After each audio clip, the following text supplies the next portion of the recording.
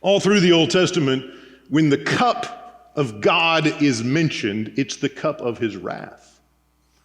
It's a symbol of his opposition to human unrighteousness and human sin and human rebellion. In Isaiah 51:17, the image is prominent. Awake, awake, rise up, Jerusalem, you who have drunk from the hand of the Lord the cup of his wrath, you who have drained it to its dregs. There's one text where the cup is associated with God's wrath. Jeremiah makes a similar association in 25:15. This is what the Lord, the God of Israel, said to me: take from my hand this cup filled with the wine of my wrath, and make all the nations to whom I send you drink it. So we don't have to guess what Jesus means when he says, let this cup pass from me. Those are two texts. There are dozens that we could have read. I was working through commentaries this week, as you do, and one of the commentators listed about a paragraph's worth of verses in the Old Testament that highlight the relationship between the cup and the image, the symbol, and the wrath of God. Now, it's disturbing to think of the wrath of God, isn't it? We struggle with this. We struggle with it again. Said it before, but it bears repetition.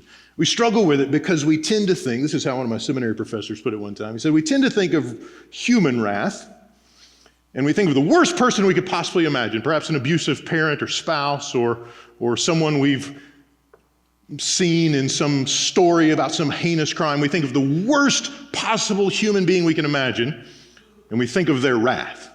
And then we take that and we blow it up to infinite proportions, and we think of that as God's wrath. It's this unhinged, psychopathic, crazy, wild, unpredictable, horrifying, divine vengeance. Is that fair? We kind of think like that. We've been conditioned to think like that. The trouble is, God is never unhinged. He's never unpurposeful. And his wrath is not the same as that sort of abusive human wrath that we encounter all too often. God's wrath, and that language when it shows up in the Bible, is a way of talking about his opposition to the things that are destructive to his creation.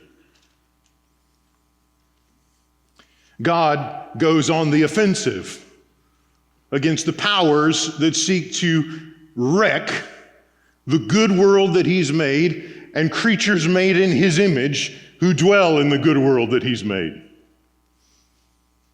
Because he loves us, he goes on the offensive against the things that seek to destroy us.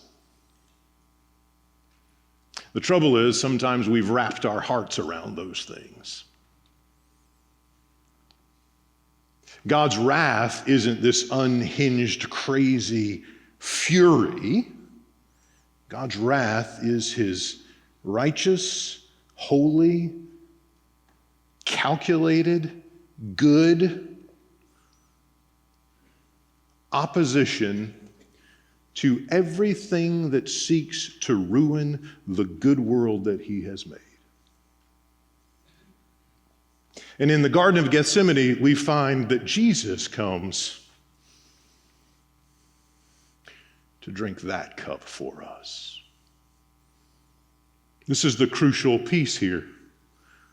If the cup represents God's offense against sin, Jesus is God taking the offense on himself. It's a stunning reality, isn't it? We've read texts in the Gospels where Jesus reminds us that he himself is the judge. And now here in this text, the judge drinks the cup.